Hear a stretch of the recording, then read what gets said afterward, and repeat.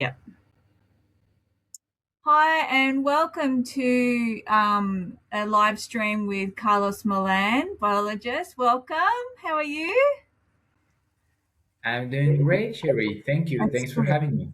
That's good. Today we're looking at the positive effects of UV rays and a bit of research and how it will help heal and regenerate your body pretty much. Absolutely. Yeah. Absolutely. So, yeah, I guess the first place to start is by, making this clarification about UV rays being linked to cancer. I think that's very important to for people to start realizing that this is kind of let's say scientific mishap or a scientific mistake in general. There was a study that became viral because sometimes even in science, virality has a lot to do with uh, how global thought is shaped. In this particular study, they made some studies, some experiments with skin cells directly exposed to UV light. Um, and that's very different, from what happens with the human body. Because in the human body, it's never just one type of skin cells. We have at least eight different type of skin cells, integrating the three layers of dermis. And also, we're never exposed to isolated UV rays because when we are under the sun, we're getting the full spectrum, right? It's all the way from ultraviolet light to ultra red, infrared, sorry, infrared light. So we're getting the full benefits of the sun. And it's a very different situation. So just to say that, there have been follow-up studies, and all of the follow-up studies which use regular humans with full spectrum sun, there has really not there has really not been any chance to prove that there's really this link between UV rays and cancer. And so it's just one of these ideas had like a flaw. It was scientifically flawed from the start, and we might want to start changing that thought. So actually, what the latest science is telling us is that UV rays, in different ways, whether we take the sun directly or we use certain devices that strategically, we can use them for mineral plasmas, or we can use for directly treating our blood. And we can go a little bit into different directions depending on what you think your listeners might be more interested in. But Yes. there's a whole bunch of new evidence about UV rays being beneficial to health. And yeah, it's something that it's very new and it's exciting. Yeah, It's good. So basically, the infrared rays help us heal pretty much. absolutely. Yeah. Yeah. Yeah. Mhm. So okay, we get we get different benefits from different spectra or different portions of the spectrum of light. And it has been already several decades that different like biohackers and just doctors in general have recommended infrared rays, infrared light therapy, because it has been shown to accelerate healing, accelerate both in inner organs, in skin lesions, and in general, it just boosts metabolism and it can help with a lot of things. And basically, what infrared light does is it charges certain parts of the tissues in your body. Like, not all the tissues in your body are very receptive to red light, but the ones that are, the voltage of the cells go up. Sick cells or tired cells are usually operating around 20 to 40 millivolts, It's a negative measure because it's electrons, but I'm not gonna say -20 or -40 because it's confusing. Let's just say it's 20 or 40 millivolts. Officially, it's negative. Yeah, but you wanna go up higher. You wanna go all the way up to 80 millivolts. That's a healthy cell should be operating at 80 millivolts, and it's very interesting because red light has been proven to take some cells, not all of them, but some cells. Red light has the ability to take them all the way up to 80 millivolts, which is the ideal voltage for the cell. And the interesting thing about ultraviolet light therapy is that ultraviolet kind of targets a different range of cells. And so some of the cells that do not benefit from infrared light do benefit from ultraviolet light. So they are actually going in tandem in many recent protocols of light therapy. And I would say if anyone interested in doing light therapy, they definitely should take a look at both kind of of devices because they both have benefits, but the joint effect can be very powerful. So I know that there's a research here to say that if you get like certain parts of your body, like your eyelids or your stomach, if you do put the sun on them, this is just recent from here in Australia, that you can also increase your vitamin D levels, apparently.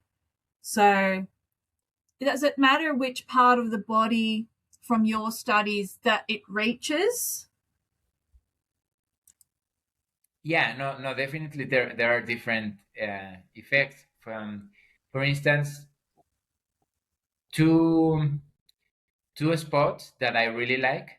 One is at the end of the nostrils. Oh, There's there's if you use infrared light inside of your nostrils, oh, but there are uh, there is a device that specifically is kind of like pointy. I don't know how to describe it. So it goes all the way without being uncomfortable, but it goes as high up the nose as it can. yeah. And there we have a particular nerve, which is called uh, the olfactory nerve, and it's linked to one of the two neurogenesis areas of the brain. So while actually all the areas of the brain are places where neurons are constantly growing again. There was a time in medical history where they believed that neurons could not be regenerated.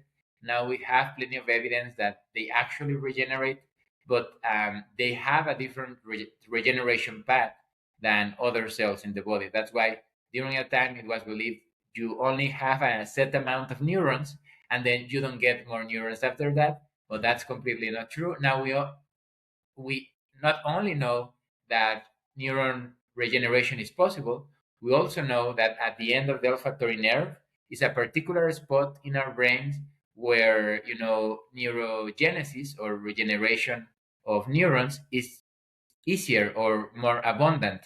And so by using a little bit of infrared light and address to that point, you can help a lot, patients with cognitive decline or different kind of neurodegenerative conditions. So that's one of the spots that I like. And I would say it's also about combining that with neural therapy because it's the other, like it's very linked for me. So neural therapy is stimulating different parts of our skin because all of our skin is connected to the whole of the nervous system. Yeah, Otherwise we wouldn't be able to feel touch or feel yes, pain. because it's um, nerves. yeah. And so whenever we have a part of our skin that has, let's say, um, irregular nerve function, it kind of creates dysregulation of the whole nervous system. So, neural therapy works by finding those specific, tiny terminals of your nervous sensory um, components, and Yes. then by restoring them to full functionality, it Oh, helps kind of balance out the uh, lack of communication or the distorted way of communicating that is actually most of the times at the core of issues like uh, hormonal imbalance. A lot of cognitive decline is also linked to that.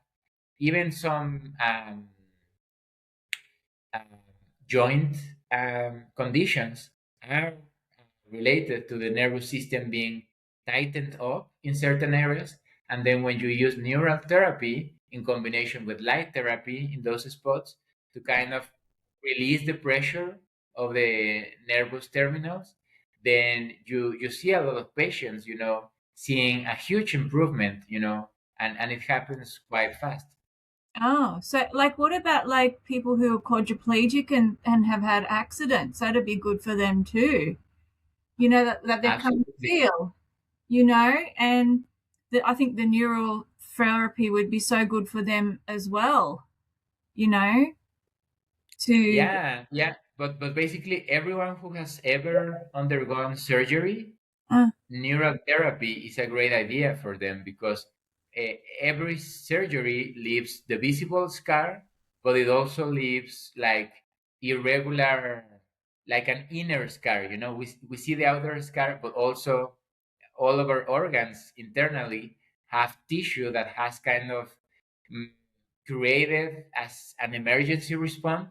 And oh, because it created, in that emergency response, it's kind of out of touch with the harmonic relation to the rest of the nervous system. So by oh, using neurotherapy, you kind of send a message to that tissue that, hey, there was an emergency, but it happened a long time ago. It was just a single occasion, that particular surgery. You are free, to kind of integrate again with the rest of the body. and you are. And It's like, yeah, okay, I've healed on the outside now. You can start healing from the inside. Is that what you're saying? yeah, yeah. Oh, That's part of it, and also there's the part of um, there's a memory of unexpected um, um, danger, that the cells register, like, hey, nothing, in the sensory world was telling us that there was danger, because it's different, when you see like a knife coming at you and then the cells say, okay, we're going to receive damage. But when you're, under the effect of, analgesics, and you are not conscious of what's happening, and you get a scalpel, getting into your you're under skin, anesthetic your and you body can't. is like, what happened? It's weird. Yeah, your body's like, hang on a minute. Already numb. Everything is numb and nothing can be felt. Yeah. Absolutely. Yeah. Oh, that's cool. When we were talking last time about the gut health, and then we went into that research about the person that had the cut that was diabetic, I wanted to talk more about that because that was awesome. That was really awesome. Yeah. Yeah. Okay. So basically, what we're beginning to learn about cellular regeneration is that it's all about providing sufficient energy to the cells. And if you Yeah. provide them with sufficient energy, then there's nothing that cannot be healed, I will say. There's also a component of, let's say, um, mm, a, a psychosomatic relationship between our thoughts, our emotions, of course, and the physical state of our body. But in general, and I'm gonna maybe share again some of the Yeah, of for the things. sure. Go ahead. Yeah. Yeah, Listeners can understand. because uh, ultraviolet light is one of the best ways to charge up uh, the platelets and charge of the red blood cells and also the white blood cells. And Yeah. so when you use ultraviolet light applied directly to the blood, there are two things that happen. First, just by taking a little bit of blood out of the organism, it's like that blood is a new vector of biological consciousness that now it's free, so to speak, it's free of the mental limitations of the human that blood belongs to. If we take a little bit of blood out of the body, all the components of that blood, cells, but even smaller structures like peptides, are going to be aware, that they now have no obligation to behave in a particular way. And they automatically say, well, how can we have the most harmonious relationship in this new medium that we are now, contained within. And this new medium, it's basically a syringe. But even something as small as a syringe, it's very powerful, the effect, even without the ultraviolet light. I've seen patients with very high fevers, and who have been in agony for days. And then all we have to do is take a little bit of blood, with a syringe. Then Yes. we inject it back in a different part of the body, and within minutes the fever is gone. And it's very amazing to see it, Oh, because it's like our blood has all the components to heal ourselves, and the only thing we need is kind of to reset the memory of the blood. That's a good summary of what happens. You take a little bit of blood out, and then I will say, but this is, contested, because we are only beginning to open science to consider that cellular consciousness is a real thing, and not yeah. even just cellular, but even proteins, peptides, and amino acids. Yeah. Everything is conscious inside of the body. And I will say that it's not only about the new vector of consciousness that is now free to harmonize and become a message for harmony. I would say it also registers the intention of the doctor or the therapist, who is applying this blood relocation therapy, or blood as a messenger of harmony Yeah. therapy. Then, from this register intention of the doctor, it's crazy. But if you think about it, we have for centuries known reports of hospitals where they ran out of um, antibodies, well, sorry, medicine in general, Yes. and also analgesics. And so for people who were really sick, the only option that they had was to inject them with saline solution. Oh, Maybe I'm not saying it right, but I yeah, know what just you're basically saying. Saline. sodium solution. Yes. Yes. And Yes. then a lot of patients got better just from the sodium solution. And they officially, mainstream science will say it's just a placebo effect, that they see something going on inside the body. Oh, But I would say, that minerals are the basic level of consciousness in water. And basically all of our bodies are a collection of minerals, that self-assembly into amino acids, and then peptides, and then proteins. yes. And I really think that, particularly with nurses and doctors who are very passionate about their job and really want to help their patients in pain, that it's really their intention that is registered, in the minerals of the saline solution.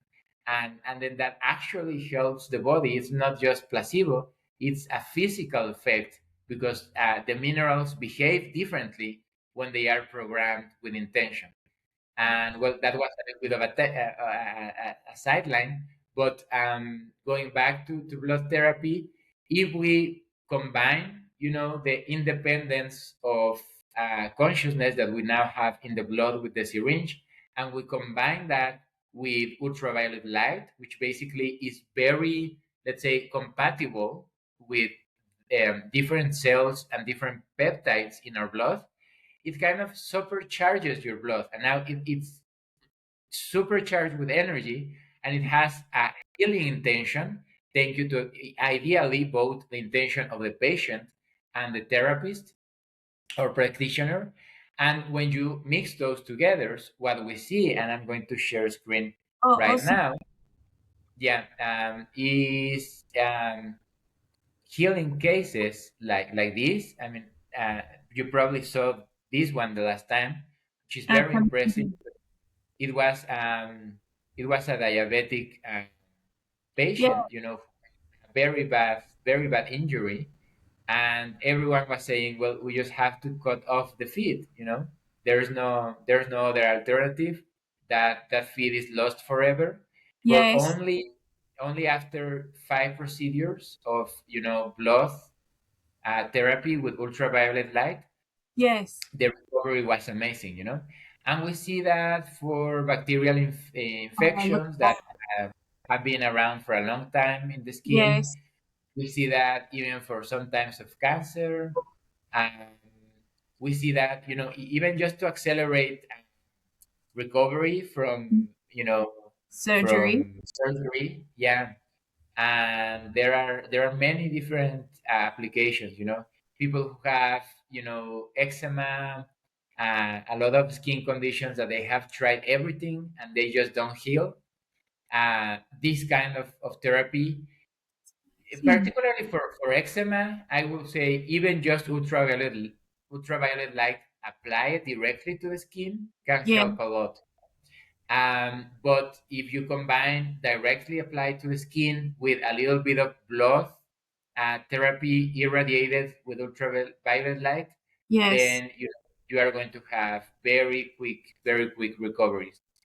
And yeah, that's a little bit of what you Love can that. do, I because love that. it's basically just, yeah, supercharging the cells in the particular um, strategy that works best for different parts of the body. How do you charge the blood with UV? Is that what process is that? Like in Yeah, just like layman's terms, like so everyone can understand how the blood is actually treated. absolutely. Well, the most advanced machines do something like this other image that I'm sharing right now. Oh, okay, yeah. Yeah, it's basically, you can imagine like one of those UV disinfection cases that they sell for cell Yes. phones. But instead of a cell phone, what you have is a vial, a glass vial, and the blood travels through the glass vial. So it's very effective. It's the most effective way to do it. Yes. But if there are some therapists listening to us and they want to try Yes. something similar, they can Yes. they can just use a syringe, and they can buy a big copper pot. Copper is very good because it has very good electrical properties, and Yep. it kind of maximizes the absorption of ultraviolet light. So basically, I will place the syringe inside of the copper pot with any ultraviolet light. Ideally, you want to get ultraviolet light that it's type C. Type C has a spectrum of 270 nanometers. You can do well with 250, you can do well with 280, but it's not going to work as well if it's 360, which is another common spectrum. 360 is more commonly used for nail polish and stuff like that. So I will Oh, say I take, get you. Like the UV, yeah, you put your fingernails under. exactly. Yep. Yeah, yeah. And that has a little bit of effect on the blood as well, but it's Oh, not as good as if you can get something around 250 to 70. That's the okay. ideal And those numbers, is that nanometers. the strength? Is that the strength of the UV That's number? the wavelength. That's the Oh, wavelength. right. Okay. So yeah, yeah, wavelength is measured in nanometers, Yes. and yeah, you wanna find a lamp that offers you 250 or 270 nanometers, Mm. and that's the ideal wavelength for creating this physical. effect of supercharging the peptides in your blood. And you can also do it. This is another alternative. If you don't want to draw blood from the patient, uh, Yes. s- sometimes there are patients who have like bad veins, or they are just very shy or reluctant about the idea of blood being taken out. The So needle. you can use a peptide, you can use a peptide solution, and there are now many peptide solutions on the market. Oh, um, that's another alternative, and you use peptide plasma, and basically those peptides will also supercharge if you place them inside of the copper pot with the ultraviolet light. That's an alternative. And I will say there's another thing. You cannot get this product in every country. It's actually quite affordable. It's not expensive. It's less expensive than peptides. It's called quinton plasma, and it's basically a mineral plasma that has all of the minerals in our blood. And if you use this for injections, it also works, because these minerals also absorb the electrical charge with or coming from the right wavelength of the ultraviolet light. So those are the alternatives. You can use blood, you can use a peptide plasma, or you can use a mineral plasma. And if you don't get any of those, well, even a regular sodium chloride solution, which is the more common stuff that they do in IV therapy, even that can work. Basically, introducing energy into the body is always good, but I yeah. will say the most effective is with your own blood, and then second place peptide or quinton plasma, and then if you cannot get access to that, then regular sodium chloride can have an effect. That's amazing.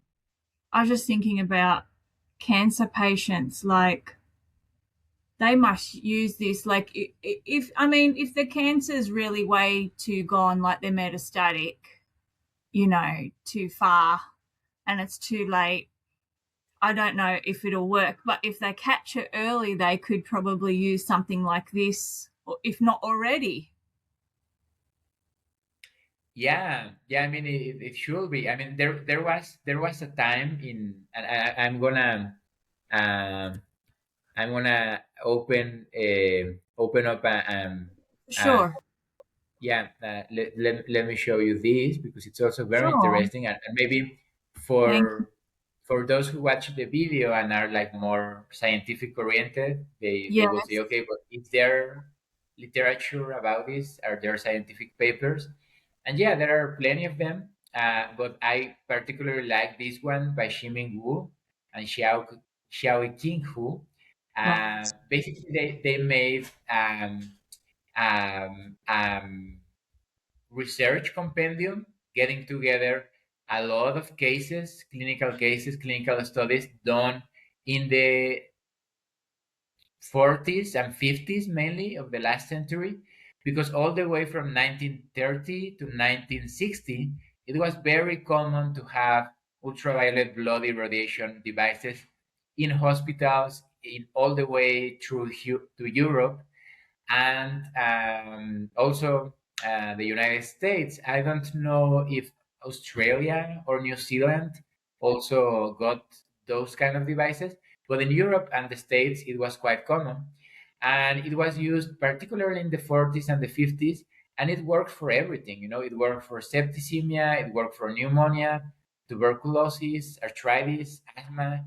It has limitless applications because uh, when you give extra energy straight to your blood, then you use regular sessions. I mean, like if it's something very simple, maybe one session is enough, but usually it's between 5, 10, 15, or 20 sessions. Wow. And if you are consistent with it, I will say there's virtually nothing you cannot heal. I had a little bit of, I've only had one cancer patient with advanced cancer. Wow. She had 16 pounds of tumors, so Oh, mm, too much cancer tissue already in the body. and we managed to reduce the weight of the tumors from 16 pounds to 9 pounds. So she lost 7 pounds of tumors. And unfortunately, her husband decided that because doctors at first refused to operate on her because they said it was too risky. The tumors were too big. Around the time they were considering surgery, the cancer was very quick. Like 2 months before she didn't have tumors after she had the 16 pounds of tumors, which is crazy. But I mean, every cancer is different, Yes. And so in her case, doctors were refusing to perform surgery. And then after, with the ultraviolet blood therapy, we managed to shrink the tumors, so to speak. Then a doctor said, like, okay, well, 9 pounds of cancer, sorry, nine pounds of tumors, it's still risky, but if you want it, we'll do the surgery. And they did the surgery, and she died, unfortunately. And yeah, after the surgery.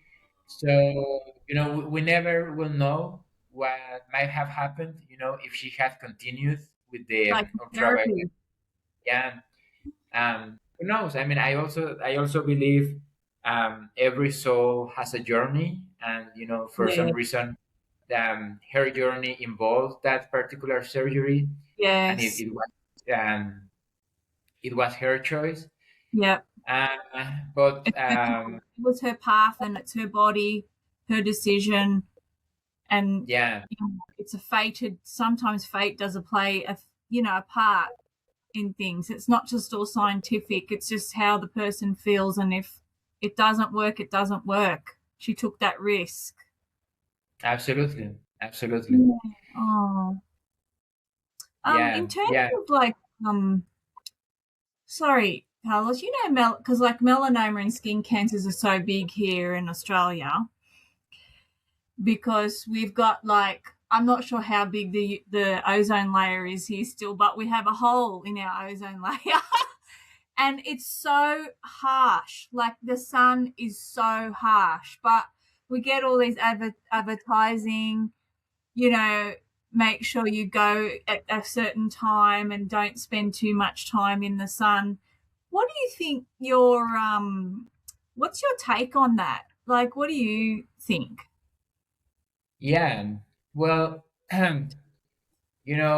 I think it's one of those stories where the feeling is right, but the facts are not quite there. So I would say it's we have two facts. One, there's a higher incidence of melanomas in Australia than in other countries of the world. And we have the second fact, which is the sun is just so bloody harsh in Australia. That's another fact. Uh, so it is kind of natural. It is Yeah, kind of natural to make the assumption, yeah, yeah, they must be related, yes. but the same thing has happened with other diseases in the past, like for a long time tuberculosis was believed to be contagious. Now we know it was never contagious. It had to do with malnutrition. Pellagra, which was a condition of the skin which could lead to death. Many things have to do with malnutrition or intoxication, and we attribute the causes to other elements. So in Australia, my take will be that in a lot of places it became common, to build wells to obtain water that maybe were not fully inspected back in the day. And so now I will say, still, in some places of Australia, it might be common to, be getting water from the public supply, which, because of the different story of the um, water infrastructure in Australia, has a higher level of heavy metals than in other parts of the world. So I will say you combine the effect of applying heavy metals onto your skin daily, because that's basically what happens when you shower, with water that is high in heavy Yes. metals. And then maybe spending too much time in the sun, maybe there's a correlation there, because basically heavy metals, what the body does is it tries to encapsulate them, because it cannot eliminate them, through the regular ways, which will be the excretory paths, the Yes. intestines or the kidneys. And if Yes. you can't do that with heavy metals, what the body does is it builds like bubbles of um, tissue around it. Maybe Yes. sometimes it's fat, sometimes it's polysaccharides, so basically sugars, depending on the position of the body. But if this is happening on your skin, that the body detects that in the dermis, there's in different layers of the skin, there's an accumulation of heavy metals.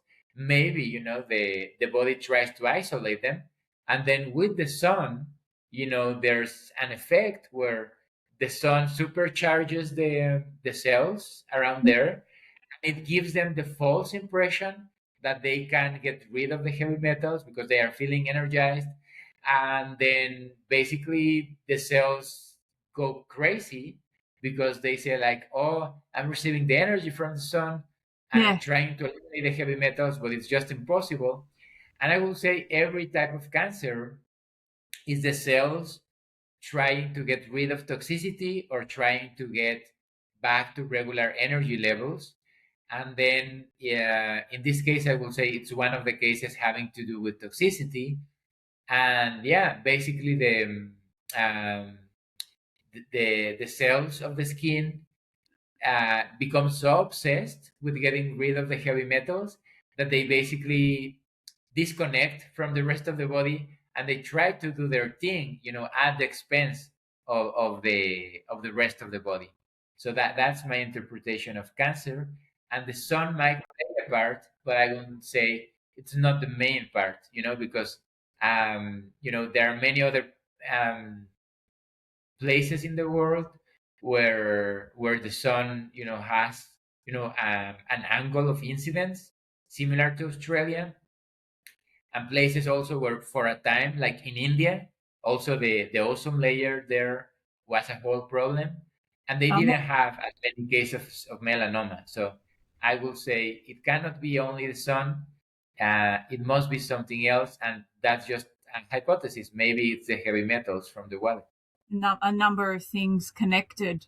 Absolutely, Yeah, because we do and have high levels here. Sorry, Carlos, keep going. no, yeah, and not what you said is important. It can be a combination of further things. Maybe it's also eating, some crops, and maybe some crops in Australia have, yeah, a level of toxicity, or maybe not toxicity, but just maybe they are high in, let's say, beta carotenes, and in other places, having a lot of beta carotenes in your diet, it's not a big deal. But if you combine a high intake of beta carotenes with the heavy metals and with the sun, at a harsher angle of incidence, then a lot of times it's multiple factors that, you know, come together to cause the imbalance. It's so Hmm. interesting. And you know how you love Eastern medicine, right?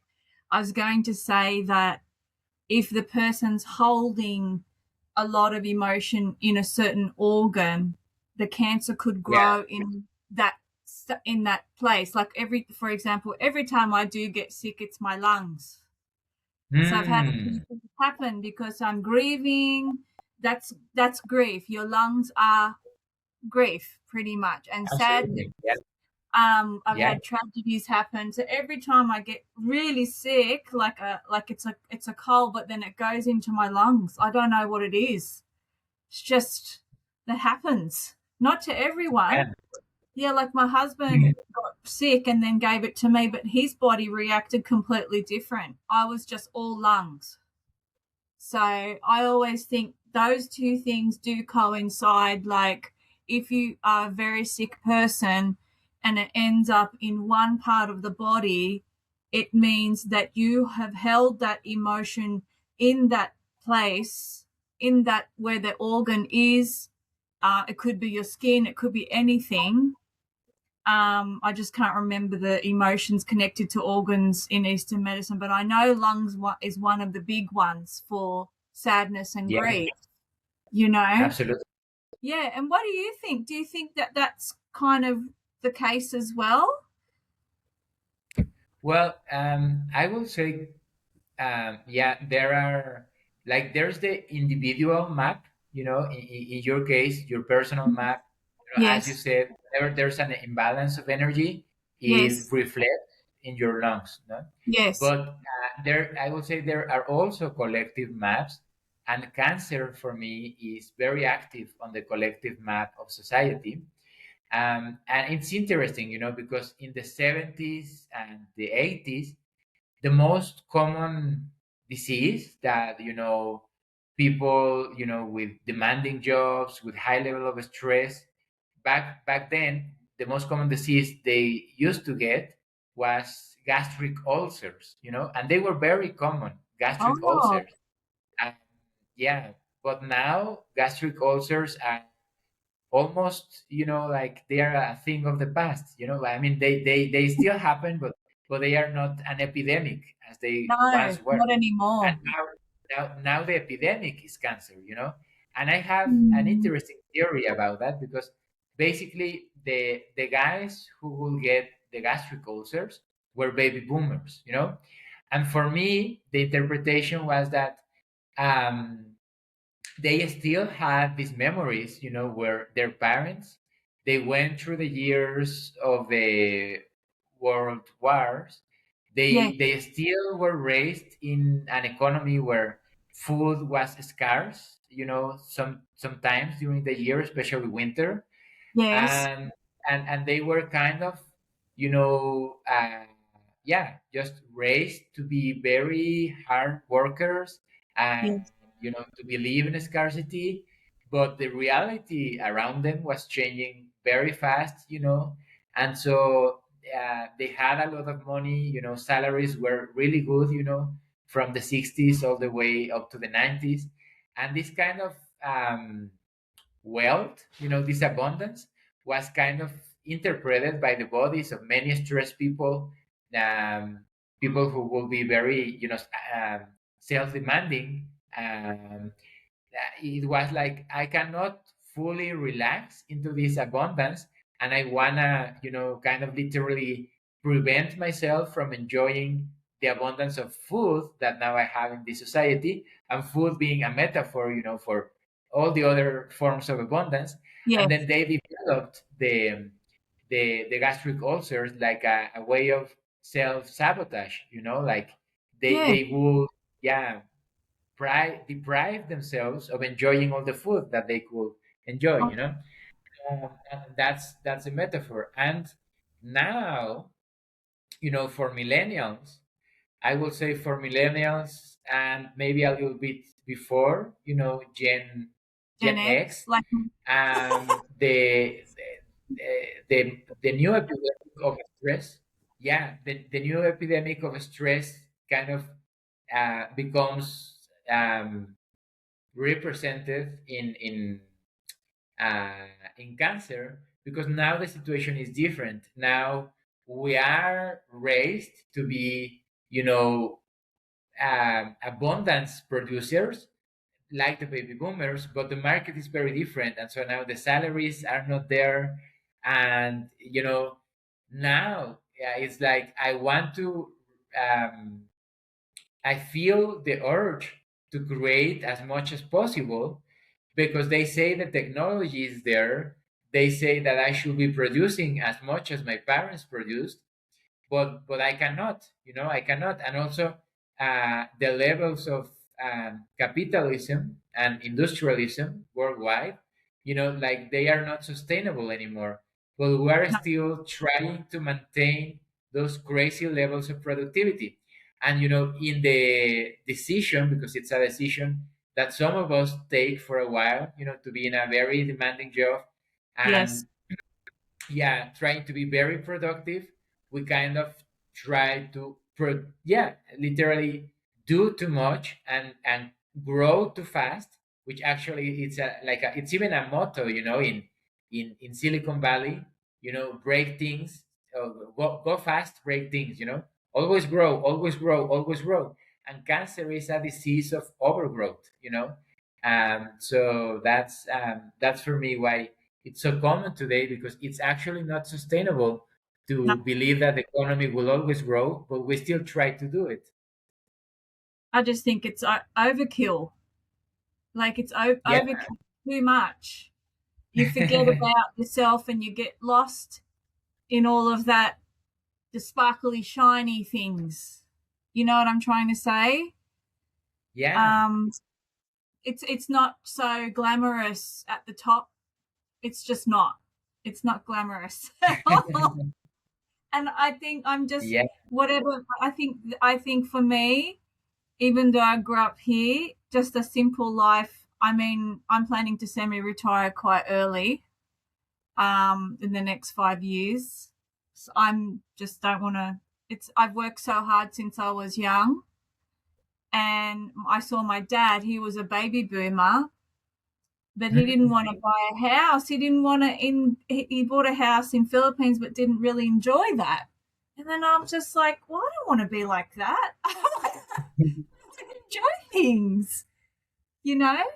I just want to Absolutely. enjoy myself, and but I don't want to wait because the retirement age to get your superannuation, like the K, what do you call it, the 401k or something in the US, Yeah. Yeah. what we call superannuation here. And basically, you have to wait till you're 67 and a half to receive it. And I said to my husband, I'm not going to do that. I'm going to stop work and then get it. I just want to enjoy my life. That's it. It's money is a tool, but it's not everything. This is and health you can't get back up when it's too late, right? Yeah. And yeah, for Absolutely. all the viewers out there, this man Carlos, he's amazing. Um, his research and all the patients you've worked with, to help them regenerate their bodies, pretty much. It's amazing. But as human beings, I think that's all we strive for is just trying to regenerate with our healthiest selves, not just physically but mentally as well. Correct? Yeah. Yeah. That's Yeah. And you want to live your life as authentically as possible. And and I'm so happy that you're actually part of that group that's trying to do that, you know, to help yeah. others. Well, I'm also happy that you are a part of that group as well. Yeah. Yeah, I am. I think we're just these pioneers that in a way we just want to share things with everyone just to make them better. I don't know. In a nutshell, like help them heal. That's that's the purpose. Yeah. Yeah. Yeah. And I like going to the etymology of heal. It just means to become whole again. And Yes. yeah, Yes. when we live our lives in a wholesome way, and also trying to have a wholesome relationship to nature, then Yeah. everything goes. Because you mentioned that we can always try to live, promoting regeneration for our bodies, and I like that because it's also tied with all the efforts that are currently taking place, to also have a regenerative relationship with agriculture, Yeah. um, with all the ways in which we, um, you know, procure resources from nature. And there are Yes. actual ways in which we can, give back as much as we take. So Mm. that's also, in the long term. I think, I mean, yeah, there's still a part of the marketplace, the workforce around the globe, that's still very much in the overproduction phase, overkill, as you mentioned. But there are many also, like you, like myself, who are saying like, hey, it turns out that there's a different path. And yeah, if you really, because it's not as you said, it's not about the money, and it's also not about the number of years that you live. It's about the quality of life, that you build. And once you make that, the central focus, Yes. then yeah, priorities change, and you realize that human health is so generous. I would say nature, and we're part of nature.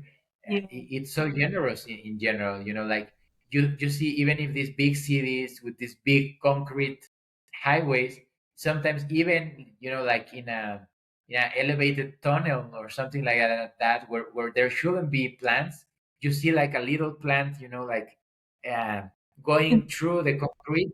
Yeah, Yes. yeah, and nature is like that. So we are very resilient, we are very abundant, and we just have to provide our body and our emotional and mental well-being, a little bit of assistance, getting back in alignment. And then, there's no reason why we can't be, like those videos there are, on Instagram, Facebook, of these 100-year-old yoga teachers, who have amazing flexibility, Yep. amazing health. We all could be that, and maybe Yes, maybe we absolutely. don't make, yeah. Absolutely, like those people in the blue zones as well.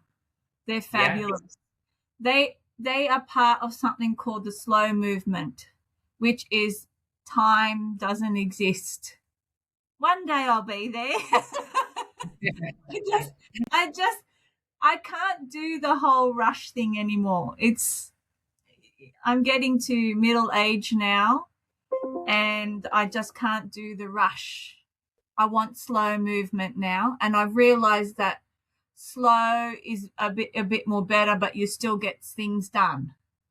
You know, yeah, that's the way of life I really want. Just not always stressing and thinking about things, and it's yeah. I can't do it anymore. I think I've just learned that now. And you know how I was saying I went back to Philippines for family. Over there, it's slow moving, very slow moving. Even though it's like hustle and bustle, they still got to get to work. It's just I don't know what it is. They just have this idea to live in the moment and have time with the family and just like take it slow. And I'm not used to that because here it's like everything's time thing. It's like okay, I find it. I have to adapt to it after about 7 to 10 days. That's how long it takes me. Because like okay, I have to get up, have to make my breakfast, I have to go to work, and there it's like, we're going to like just slowly do things there, and I'm like, no, let's do it now. I just can't. My body and brain are still back here, if that makes sense. I wasn't yeah, adapted yet. I was not adapted. So I think I'd really rather just the slow pace of not worrying what time I'm going to wake up and then just do what I need to do and not stress about it. That's the yeah, goal, right? That's the goal, Carlos, you know? Um, anyway, I think we're going to wrap up this live. But thank you so much once again, and it's just been such a pleasure. And I will. Can you send me? You have your details there. Do you still have your website and things? yeah. Right now, I only have one in Spanish. Um, Yes.